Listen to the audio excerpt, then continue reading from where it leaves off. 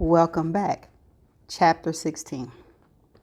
Pip knocked again, harder this time, hoping she would be heard over the droning of a vacuum cleaner running inside. It clicked off abruptly, leaving a slightly buzzing silence in the wake, then sharp footsteps on the hard floor. The door opened and a well-dressed woman with cherry red lipstick stood before her. "Hi," Pip said. "I'm a friend of Max's. Is he here?" "Oh, hi." The woman smiled, revealing a smear of red on one of her top teeth. She stood back to let Pip through. "He certainly is. Come in." "Pippa," she smiled back, stepping inside. "Pippa, yes, he's in the living room, shouting at me for vacuuming while he's playing some death match. Can't pause it, apparently." Max's mom walked Pip down the hall and through the open archway into the living room. Max was spread out on the sofa in plaid pajama bottoms and a white t-shirt, his hand gripped around a controller as he furiously thumbed the X button. His mom cleared her throat. Max looked up. "Oh, hi, Pippa. Funny last name," he said in his deep voice, his eyes returning to his game. "What are you doing here?" Pip fought back a grimace with a fake smile. "Oh, nothing much," she shrugged nonchalantly. "Just here to ask you how well you really knew Andy Bell." The game was paused. Max sat up, stared at Pip, then his mom, then back to Pip. His mom said, "Would anyone like a drink?" "No, we don't." Max stood. "Upstairs, Pippa." He strode past them and up the grand stairs in the hallway, his bare feet thundering on the steps. Pip followed, flashing an apologetic wave back at his mother. At the top, Max held open his bedroom door and gestured her inside. Pip hesitated, one foot suspended above the vacuum-tracked carpet. Max jerked his head impatiently. His mom was just downstairs. She should be safe. She planted her foot and strode into his room. "Thank you for that," he said, closing the door. "My mom didn't need to know I've been talking about Andy and Sal again. The woman is a bloodhound, never lets anything go." "Pit bull," Pip said. "It's pit bull that don't let things go." Max sat back on his maroon bedspread. "Whatever. What do you want?" "I said, I want to know how well you really knew Andy." "I already told you," he said, leaning back on his elbow and shooting a glance up past Pip's shoulder. "I didn't know her that well." Pip leaned back against his door. "Just acquaintances, right? That's what you said." "Yeah, I did." He scratched his nose. "I'll be honest, I'm starting to find your tone a little annoying." "Good," she said, following Max's eyes as they looked over again to the notice board on the far wall, littered with posters and pinned up notes and photographs. "And I'm starting to find your little lies annoying." "What lies?" he says. "I didn't know her well." "Interesting," Pip said. "I spoke to a witness who went to a calamity party that you and Andy attended in March of 2014. Interesting because she says she saw you two alone several times that night, looking pretty comfortable with each other." "Who said that?" Another micro glance over to the notice board. "I can't reveal my sources." "Oh my God," he laughed, a deep throaty laugh. "You're deluded. You know you're not actually a police officer, right?" The skin on her neck flashed hot, and she didn't like that, him talking down to her. "You're avoiding the question," she said. "Were you and Andy secretly seeing each other behind Sal's back?" Max laughed again. "He was my best friend." "That's not an answer." Pip folded her arms. No, I wasn't seeing Andy Bell. Like I said, I didn't know her that well." "So why did this source see you together in a manner that made her think you were actually Andy's boyfriend?" While Max rolled his eyes at the question, Pip stole her own glance at the notice board. The scribbled notes and bits of paper were several layers deep in places, with hidden corners and curled edges. Glossy photos of Max skiing and surfing were pinned on top. A Reservoir Dogs poster took up most of the board. "I don't know Whoever it was, they were mistaken, probably drunk. An unreliable source, you might say. Okay. Pip moved away from the door. She took a few steps towards the far wall, then paced back a couple so Max wouldn't realize as she moved incrementally towards the notice board.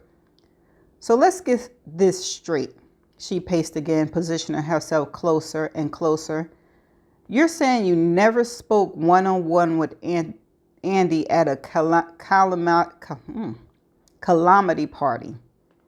I don't know if I never, Max said, but it's not like you're implying. Okay. Pip looked up from the floor, just a couple of feet from the board now. And why do you keep looking over here? She twisted on her heels and hurriedly started flipping through the papers pinned to the boards. Hey, stop! She heard the bed groan as Max quickly got to his feet. Pip's eyes and fingers scanned over to-do lists, scribbled names of companies and grad schemes, leaflets and old photos of a young Max in a hospital bed. Heavy barefooted steps behind her. Hey, that's my private stuff. And then she saw a small white corner of paper tucked underneath Reservoir Dogs.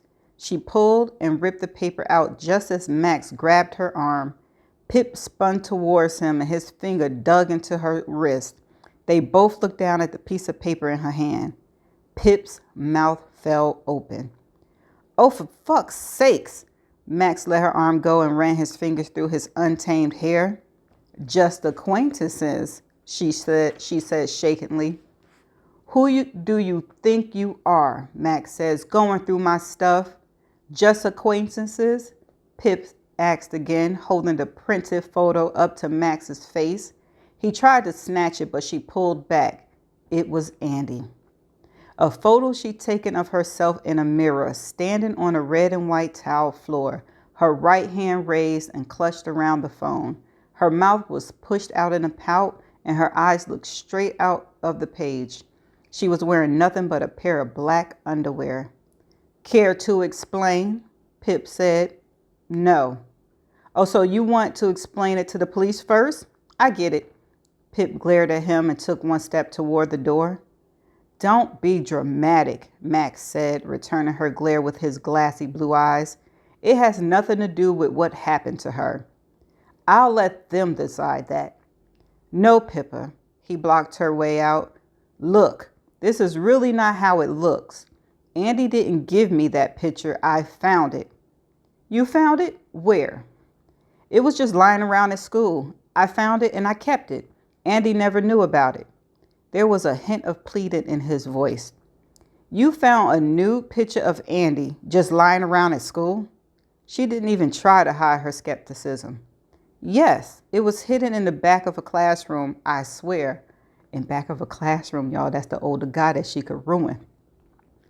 And you didn't tell Andy or anyone that you found it? Asked Pip. No, I just kept it. Why? I don't know. His voice scrambled higher.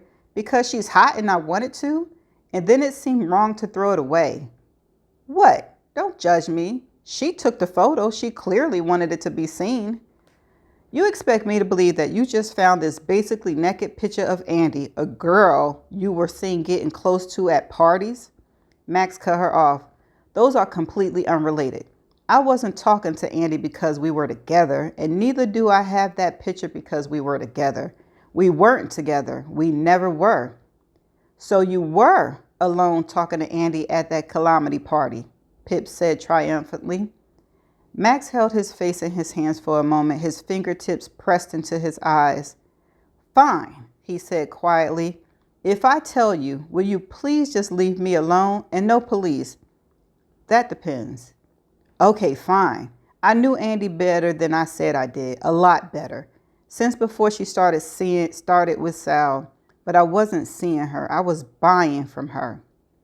Pip looked at him in confusion, her mind going back over his last words. Buying? Drugs? She asked softly. Max nodded. Nothing super hard though, just weed and a few pills. Holy shit, hold on. Pip held up her fingers to push the world back, give her brain space to think. Andy Bell was dealing drugs? Well, yeah, but only at Calamities, and when we went out and stuff, just a few people, a handful at most.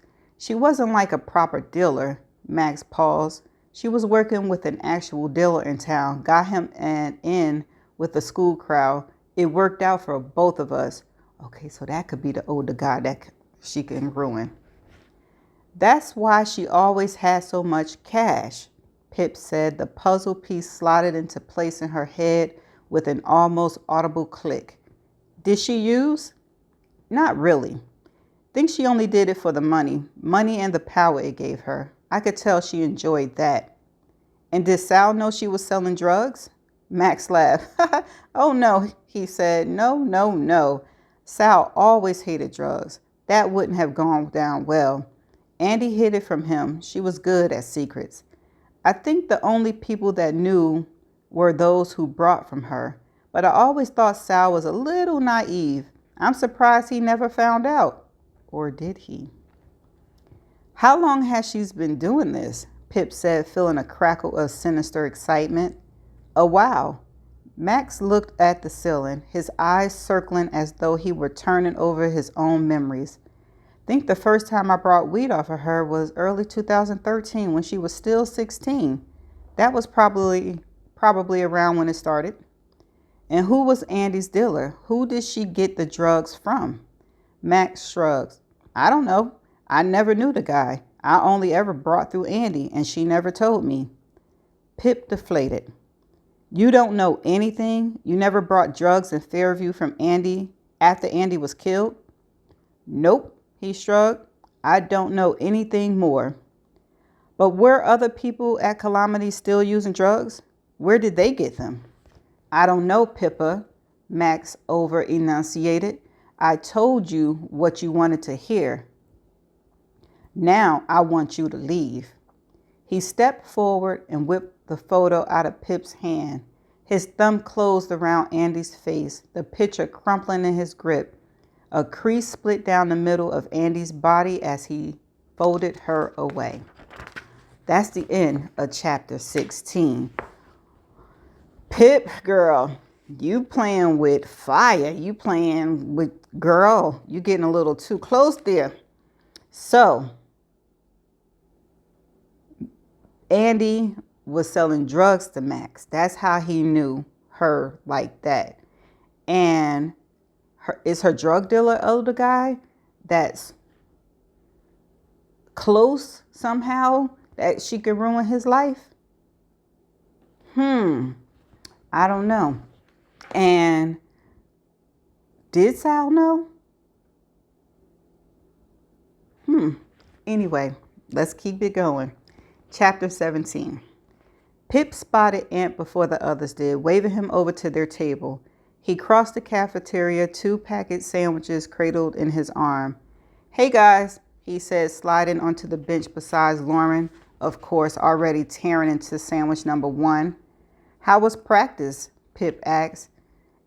Ant looked up at her wearily, his mouth open mid-chew. Fine, he replied, then swallowed. Why are you being nice to me? What do you want? Nothing, Pip laughed. I'm just asking how soccer was. No, Zach butted in. That's far too friendly for you. Something's up. Nothing's up, she shrugged. Only the national debt and the global sea levels. Probably hormones, Ant said. Pip wound the invisible crank by her hand, jerkily raised her middle finger up at him. They were on her already. Well, at least it was a welcome break from their teasing about never seeing her anymore, even though she saw them every single day at school. Distracted was the word Lauren had used last week. Pip waited a full 5 minutes for the group to finish their conversation about the latest episode of the zombie show they all watched, as Connor stuffed his ears and hummed loudly because he hadn't seen it yet. Pip hadn't either. How many had she missed? The last 3? So, Aunt, she tried again. You know your friend George from soccer? Yeah, I know my friend George from soccer, he said, glancing the check that Lauren found him as amusing as he found himself. He's in the crowd that still does calamity parties, right? Aunt nodded. Yeah, actually, I think the next party is at his house. His parents are out of town for an anniversary or something. This Saturday? Yeah. Do you? Pip sat forward, resting her elbows on the table. Do you think you could get us all invited? Every single one of her friends turned to stare at her. Who are you, and what have you done with Pippa Fitz-Amobi? Kara asked. What? She felt herself getting defensive, words rushing out unchecked. It's our last year of school, and I thought it would be nice for us all to go. This is the opportune time before application and homework deadlines creep up. That still sounds Pippish to me, Connor smiled. You want to go to a house party? Aunt said pointedly. Yes, she said. Everyone will be smashed, people throwing up, passing out. A lot of mess on the floor, Aunt said. It's not really your scene, Pip. No, of course it wasn't. She couldn't think of anything worse, but she stood firm. Sounds fun. I want to go. Okay, fine. Aunt clapped his hands together with a grin. Let's do it. Pip stopped by Ravi on her way home from school to give him the latest update. He handed her a black coffee, making another joke about it as she took a sip. Pip choked. Why was she laughing? The joke wasn't even that funny, objectively speaking. She coughed and her cheeks flushed. Okay, Ravi finally said when she was done talking, his head bouncing in a half nod as he tried to process the image of Andy Bell, cute button-nosed blonde, as a drug dealer. Okay, so you're thinking the man who supplied her could be a suspect? Yes, she said. If you have the depravity to peddle drugs to kids, I definitely think you could be the kind of person inclined to murder. Yeah, I see the logic, he said, nodding. How are we going to find this drug dealer, though? She set down her mug and focused her eyes on his. I'm going undercover. Oh, Pip, you're making me nervous, girl. You're making me nervous. You going undercover to try to find who's Andy's drug dealer by going to one of those parties? So many people know. Well, not so many people. Max know because she asked him all of the questions. Her friends don't know why she's going, but they might know because they could be part of, what's going on. And now she's telling Ravi? Well, at least somebody know that she's going. At least Ravi know what she's going for. So if something happened, if he's not the killer, at least he know. I'm just saying, Pip is doing the daggone thing with her project. Shall we proceed? Chapter 18. It's just a house party, Pip said, trying to wrestle her face out of Kara's grip. Yeah, but you're lucky you can pull off eyeshadow. Stop wiggling. I'm almost done. Pip sighed and went limp, submitting to the forced preening. She was still sulking that her friends had made her change out of her overalls and into one of Lauren's dresses that was short enough to be a t-shirt. She thought she looked fine before, but Kara and Lauren were both overexcited about their first calamity and wanted to go all out. Lauren was wearing a new sequel dress, and Kara's usual eyeliner wings had grown by an inch. They didn't normally do this kind of thing. Girls, Pip's mom called up the steps. You better hurry up. Victor's starting to show Lauren his dance moves down here. Oh, geez, Pip said. Am I done? We need to go and rescue her. Kara leaned forward and blew on her face. Yep.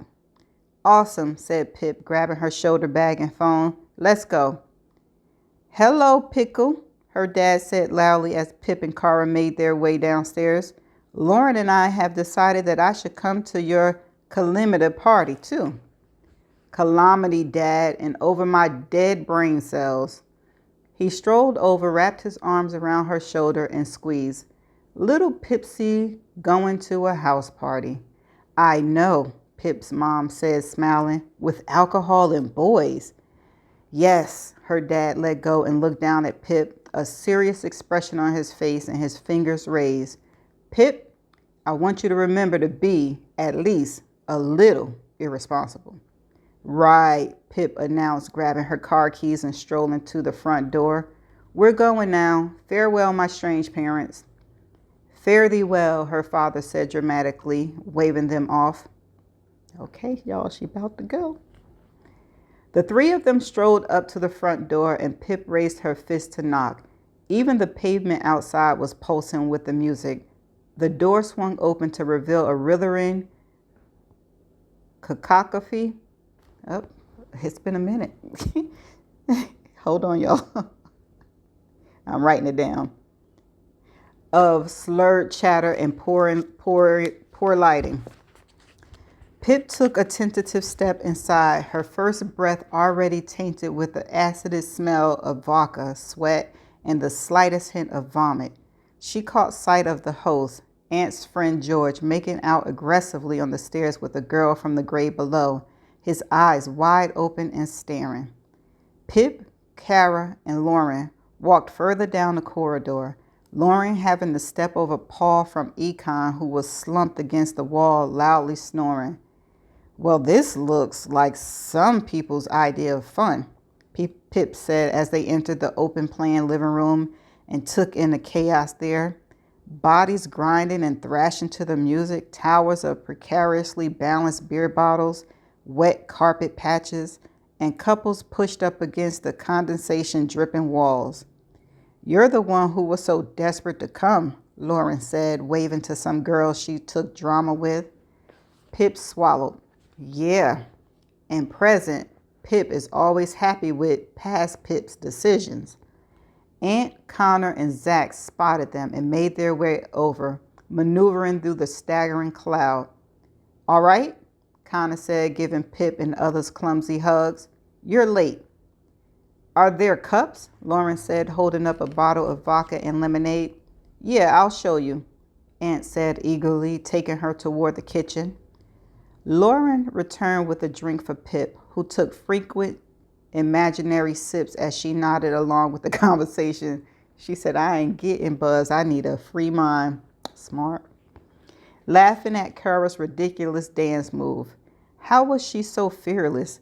When the opportunity presented itself, Pip sidled over to the kitchen sink, poured out the cup, and filled it with water. I know. Later, when Zach offered to refill her cup, she had to pull the stunt again, regretting it immediately when she got cornered by Joe King in the kitchen. He sat behind her in English, and his only form of humor was to say something absurd, wait for his victim to pull a confused face and say, I'm only Joe King. Pip finally excused herself and went to hide in a corner, not quite back in her comfort zone, but close enough. Standing there alone in the shadows, she scrutinized the room, watching the dancers and over-enthusiastic kissers, searching for any signs of shifty hand trades or clenching jaws. Any over-wide pupils, anything that might give her a possible lead to Andy's drug dealer. 10 minutes passed and Pip didn't notice anything dubious other than a boy named Stefan smashing a TV remote and hiding the evidence in a floor vase. She watched him wander through the adjacent family room and toward the back door, reaching for a pack of cigarettes from his back pocket. Of course. Outside with the smokers should have been the first place on her list to scout out. Pip made her way through the mayhem, protecting herself with her elbows. There were a handful of people outside, a couple of dark shadows rolling around on the trampoline at the end of the yard. A tearful Stella Chapman welling into her phone at someone. Two girls on the swing set having a very serious conversation, punctuated by frequent hand slaps to mouth gasps. And Stephen Thompson, who she used to sit behind in math. He was perched on the garden wall, a cigarette dangling from his mouth as he searched in his various pockets. Pip wandered over. Hi, she said, plonking herself down on the wall beside him. Hi, Pippa, Stefan said, taking a cigarette from his mouth so he could talk. What's up? Oh, nothing much, Pip said. Just came out here looking for Mary Jane. Don't know who she is, sorry, he said, finally pulling out a neon green lighter. Not a who? Pip gave him a meaningful look. You know, I'm looking to blast a roach. Excuse me? Pip had spent an hour online that morning researching the current street names on Urban Dictionary. She tried again, lowering her voice to a whisper. You know, looking for some herb, the dub, the bit of hippie letters, giggling smoke, some skunk, wacky tobacco. You know what I mean, ganja.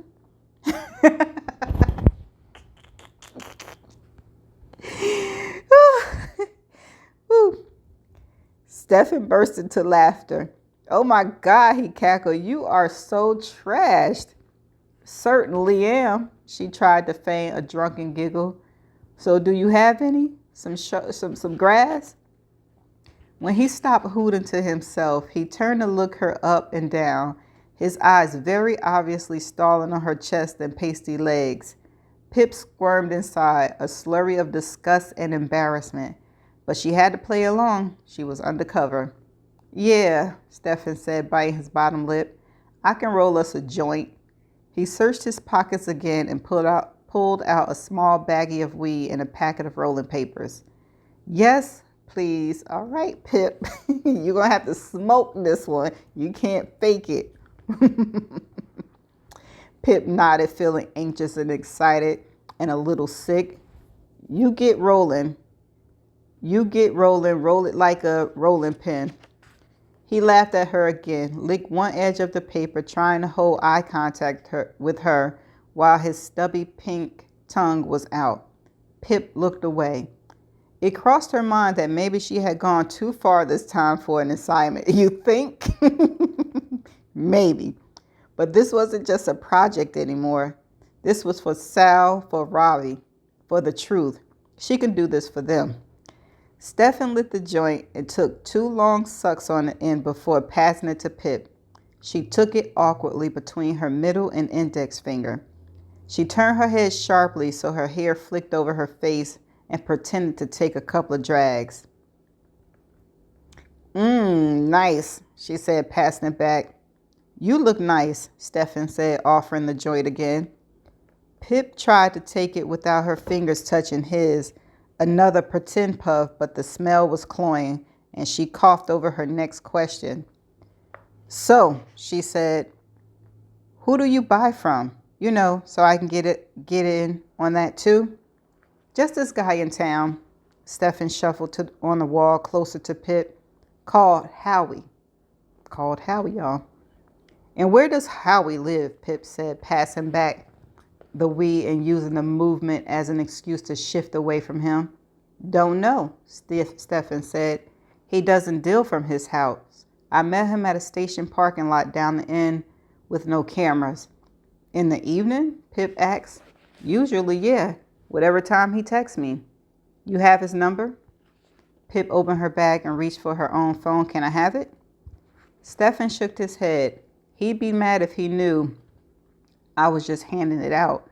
You don't need to go to him. If you want something, you can just pay me and I'll get it for you. I'll even discount. He winked. I'd rather buy direct, Pip said, feeling a prickle of annoyance creeping up her neck. No can do. He shook his head again, eyeing her mouth. Pip looked away quickly, her long dark hair a curtain between them to hide her frustration. She was just about to give up when the spark of an idea pushed through. Well, how can I buy through you? She said, taking the joint from him. Do you even have my number? Ah, and what a shame that is, Stefan said, voice so slimy it practically dripped out of his mouth. He pulled his phone from his pocket, jabbed his finger at the screen, and handed her the unlocked phone. Put your digits in there. Okay. Pip opened his contacts and shifted her shoulders, facing Stefan so he couldn't see the screen. She typed the name in the search bar and it was almost too easy. Howie Bowers and his phone number. She studied the sequence of numbers. Damn, she'd never be able to remember the whole thing. Another idea flickered to life. Maybe she could take a picture of the screen. Her own phone was on the wall just beside her. But Stefan was right there, staring at her, chewing his fingers. She needs some kind of distraction. She lurched forward, launching the joint across the lawn. Sorry, she said. I thought there was a bug on it. Don't worry, I'll get it. Stefan jumped down from the wall. Pip had just a few seconds. She grabbed her phone, swiped left into the camera app, and positioned it above Stefan's screens. Her heart was thudding, her chest constricted uncomfortably. The camera flicked in and out of focus, wasting precious time. The shot finally cleared, and she took the picture, dropping her phone into her lap just as Stefan turned. It's still lit, he said, jumping back on the wall, sitting far too close to her. Pip held out Stefan's phone to him. Sorry, I've decided that drugs aren't for me. I have to go. Don't be a tease, Stefan said, closing his fingers around both his phone and Pip's hand. He leaned into her. No, thank you, she said, scooting back. Then Stefan grabbed the back of her head and lunged for her face. Pip twisted out of the way and shoved him so hard that he fell off the garden wall and sprawled on the wet grass. You stupid slut, he said, picking himself up and wiping off his pants. You degenerated, perverted ape, Pip shouted back. I said no. That was when she realized. She didn't know how or when it had happened, but they were now alone in the backyard. Fear flushed through her in an instant, her skin bristling. Stefan climbed back over the wall as Pip turned hurriedly toward the door. Hey, it's okay, we can talk for a bit, he said, grabbing her wrist to pull her back. Let me go, Stefan, she spat the words at him. But Pip grabbed his wrist with her other hand and squeezed, digging her nails into his skin. Stefan hissed and let go, and Pip did not hesitate. She ran towards the house and slammed the door, flipping the lock behind her, turning away as Stefan knocked angrily at it. She wound her way through the crowd on the makeshift dance floor, jostled this way and that. It was too dark and stuffy inside. The crush of all those bodies, and Pip couldn't find Kara anywhere, couldn't find any of her friends. She stood there alone, surrounded by people, an aftershock of fear quaking through her. Whoo, Pip, do you know a little self-defense? She grabbed that other arm and he was like, ouch. It was good. Okay. Pip Fitz Amobi, October the 1st, 2019, Capstone Project Log, entry number 22. I waited in my car for 4 hours tonight at the far end of the station parking lot, and I checked, no cameras. So it must have been the right spot. I waited long enough for 3 separate waves of commuters to get in from Manhattan, Dad among them. Luckily, he didn't spot my car. And I still didn't see anyone hanging around. No one who looked like they were there to buy or sell drugs. Not that I really know what that looks like. I never would have guessed Andy Bell was the type. I could just call Howie and see whether he'd be willing to answer some questions about Andy. That's what Ravi thinks I should do. But let's be real. Howie's not going to give me anything that way. He's a drug dealer. He's not going to admit it to a stranger on the phone like he's casually discussing the weather. No, the only way he'll talk is if we have appropriate leverage first. I'll go to the station again tomorrow evening. Ravi has work, but I can do this alone. I'll just tell my parents I'm doing English homework over at Kara's house. The lying gets easier the more I have to do it. I need to find Howie. I need this leverage. I need sleep. Persons of interest: Jason Bell, Naomi Ward, Secret Older Guy, Nat and Daniel Da Silva, Max Hastings, drug dealer, Howie Bowers, ?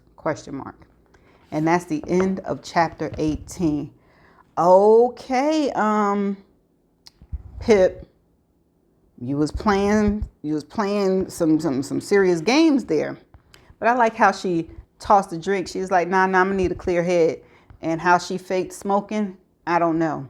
Because he had to see that she ain't blow no smoke out.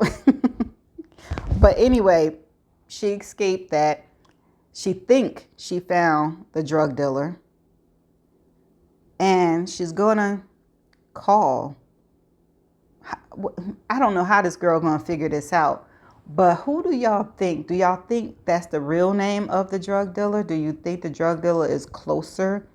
Is part of, the clique? Or is this a new character? That's a new suspect and stuff like that. But